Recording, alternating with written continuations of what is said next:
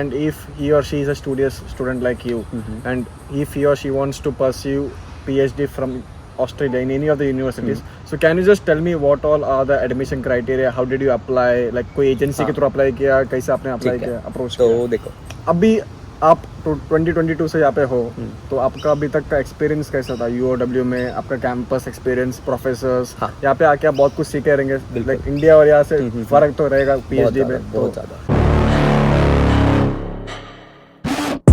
Got a monster inside of me. You better watch out if your enemy's a road ahead of full prophecy to be the greatest.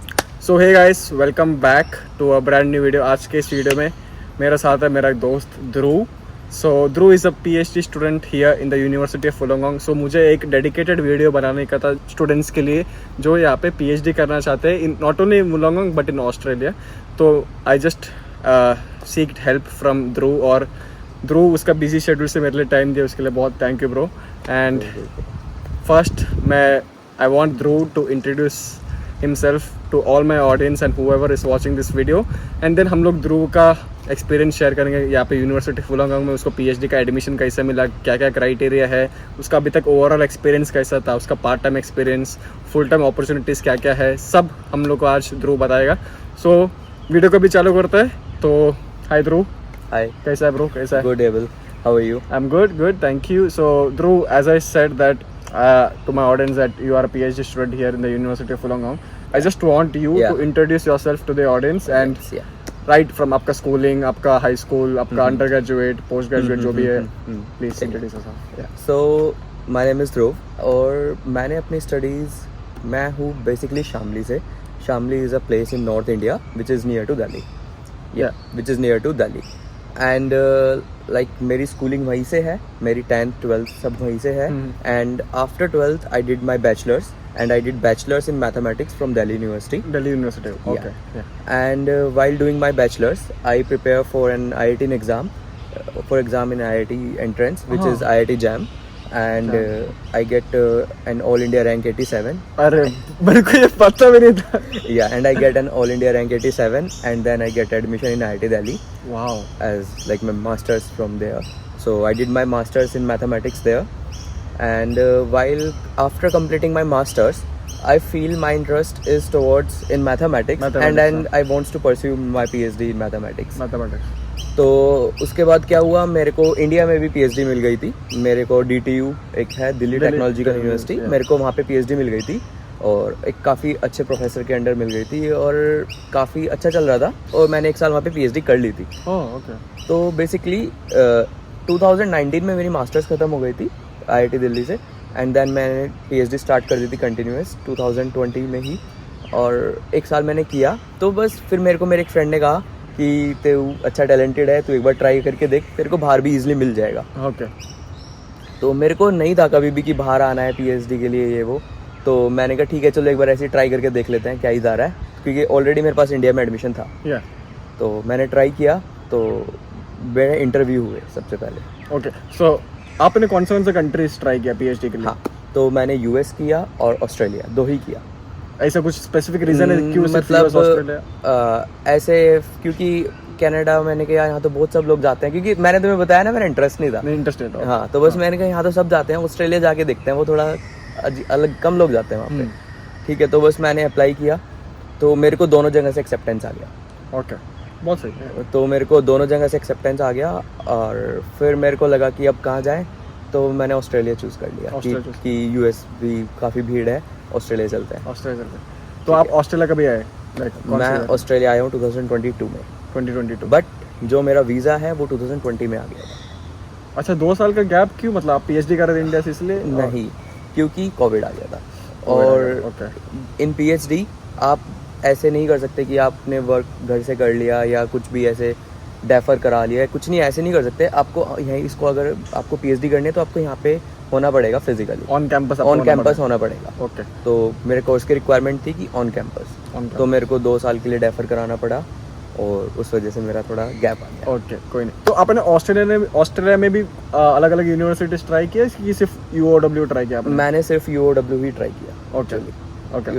मतलब जब मैंने first एक try करते हैं, अगर वहाँ से ना आता तो मैं कहीं और जाता, तो मेरे को फर्स्ट टाइम ही मेरे को फर्स्ट एक्सेप्टेंस ही मिल गया, फर्स्ट। बहुत सही। ओके, तो अभी आप 2022 से यहाँ पे हो, तो आपका अभी तक का एक्सपीरियंस कैसा था UOW में? आपका कैंपस एक्सपीरियंस, प्रोफेसर्स, हाँ। यहाँ पे आके आप बहुत कुछ सीखे रहेंगे, बिल्कुल। लाइक इंडिया और यहाँ से फर्क तो रहेगा PhD में, बहुत तो ज़्यादा। आपको कैसा फर्क लगा? फर्स्ट इंडिया से आप PhD करेंगे या आप ऑस्ट्रेलिया से PhD करेंगे? What's the major difference you feel? तो basically the major difference is independence. Independence, okay. So if you are doing PhD in Australia, you have to be very independent. You have to work yourself. You have to work hard yourself. In India, you have to work hard. I know that, but you have some more guidance in India. Like Yeah. professor will cooperate you more. They will look at what you are doing. Here, no one look at what you are doing. They just need the results. Okay, so यहाँ पे professors help करते हैं, like हाँ, नहीं professors यहाँ पे help करते हैं, बट यहाँ पे स्पून फीडिंग नहीं करता. स्पून फीडिंग नहीं इंडिया जैसे? Okay. इंडिया जैसे स्पून फीडिंग नहीं है. Okay. इंडिया में जैसे कि ध्रुव आज तेरे को ये काम करके लाना है, ऐसा नहीं है. उनको वो सिर्फ एक टारगेट दे देंगे, तुम्हें यहाँ तक आना है. इट्स योर ड्यूटी कि अब तुम आज आ रहे हो या 10 कैसे भी आ रहे हो, वो खुला छोड़ देते हैं तुम्हें. ओके, तो वो बहुत बड़ा डिफरेंस आपको लग हाँ, रहा है? बहुत ज़्यादा डिफरेंस है, क्योंकि हम लोगों को आदत होती है कि टीचर काम देगा फिर हम वो करेंगे. अब का काम ही नहीं दे रहा है कोई, तो ऐसे लगता है कुछ करना ही नहीं है. ओके. बट करना पड़ता है, तो वो एक बहुत बड़ा डिफरेंस है. हाँ, और कि- आपको कुछ और डिफरेंस लगा? सॉरी. मेरे को डिफरेंस मोस्टली यही लगा है, जो मेन डिफरेंस है. और यहाँ पे कंपैरेटिवली इजी है PhD. ओके. क्यों इजी है यहाँ पे PhD? क्योंकि यहाँ पे ना जैसे इंडिया में देयर इज़ अ कि आपको 3 रिसर्च पेपर पब्लिश करने पड़ेंगे. आपको 1 रिसर्च पेपर पब्लिश करना पड़ेगा, otherwise you don't get a degree in India. यहाँ पे ये रूल नहीं है. ओके. यहाँ पे सिर्फ रूल है यू हैव टू वर्क. अगर आप वर्क कर रहे हो, आपके पास रिजल्ट्स नहीं आए, दैट्स ओके. आपको डिग्री मिलेगी क्योंकि आपने काम किया है. इंडिया में रिजल्ट्स मैटर करते हैं. ओके, ऐसा है. आपको वो बहुत बड़ा डिफरेंस है. बहुत बड़ा डिफरेंस है वो. मतलब आप 3 साल काम कर रहे हो इंडिया में, कुछ नहीं मिला तो आप आउट. यहाँ पे आपको डिग्री मिलेगी. ओके. तो सेकंड मेन डिफरेंस, इंडिया में 5 साल की है इंडिया PhD, ओके. बट यहाँ पे 3 इयर्स की PhD. ओ अच्छा, सो PhD course is 3 years here and India it's 5 years. 5 years. Okay, तो ये आपका डिफरेंसेस हाँ, लगा? ये 3 मेजर डिफरेंसेस हैं जो Yeah. So, like, if anyone is watching this video and if he or she is a studious student like you, and if he or she wants to pursue PhD from Australia in any of the universities, so can you just tell me what all are the admission criteria? How did you apply? Like, कोई agency के through apply किया? कैसे आपने apply ठीक है. किया, approach तो किया? देखो, बेसिकली यहाँ पे PhD के लिए आप अप्लाई बैचलर्स के बाद भी कर सकते हो. ऐसे नहीं कि मास्टर्स होनी ज़रूरी है. Okay. So any 4-year degree course will work. आपके पास 4-year BTech है, आप तब भी अप्लाई कर सकते हो. So many students from IIT after BTech apply directly for PhD in US and everywhere. So आप यहाँ ऑस्ट्रेलिया में भी अप्लाई कर सकते हो, बट 4-year प्रोग्राम होना चाहिए. बैचलर्स में 3-year प्रोग्राम नहीं चलेगा. ठीक है. उसके बाद आपको सबसे पहले ढूंढना है अपने लिए प्रोफेसर. तो मेन चीज़ है, आपको कोई एक ऐसा प्रोफेसर, आपका सुपरवाइज़र ढूंढना है जो कि आपको स्कॉलरशिप दे सके, एंड देन आपको मतलब रेडी हो आपको सुपरवाइज करने के लिए. तो उसके लिए क्या रहता है, यू हैव टू. तो इसका एक ईजी सा कंसेप्ट है. सबसे पहले जौन से कॉलेज में जाना है आपको. फॉर एग्जांपल आपको UOW में आना है, आपने UOW की साइट खोली. देन अगर आपका डिपार्टमेंट फिजिक्स है तो आप डिपार्टमेंट ऑफ फिजिक्स खोलो, और डिपार्टमेंट ऑफ फिजिक्स में फिर प्रोफेसर्स के नाम आ जाएंगे. फिर उनका वर्क देखो कि उन्होंने कैसे कैसे किया है. ये मेहनत करनी पड़ती है सबको. फिर आप देखो कि आपका इंटरेस्ट किसके साथ थोड़ा लाई कर रहा है. फिर then you have to write an email to them कि मैंने आपके पेपर्स पढ़े इन द सेंस कि बस देख लो और थोड़ा ना इम्प्रेसिव दिखाओ कि मैं बड़ा इंटरेस्टेड हूँ और मेरे को बड़ा अच्छा लगा आपने ये सब लिखा है. अपनी एक SOP लिखो, स्टेटमेंट ऑफ पर्पस, अपना रिज्यूमे दो और एक मेल भेजो.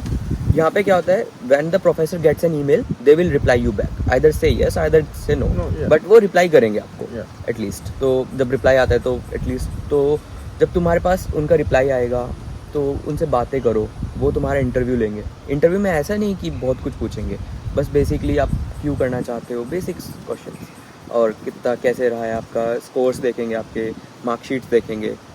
और after professor is ready, no one like change this. अगर प्रोफेसर रेडी हो गया, आपको एडमिशन मिलेगा, आपको वीज़ा भी मिलेगा. वीज़ा भी मिल जाएगा. ओके. मतलब वो सारी हेडेक प्रोफेसर की होती है फिर, और प्रोफेसर सब कुछ कराता है. ओके. मतलब यूनिवर्सिटी से आपको स्कॉलरशिप आती, यूनिवर्सिटी से आपको वीज़ा आएगा, यूनिवर्सिटी से आपको एक एजेंट असाइन होगा जो कि आपका सब काम करेगा.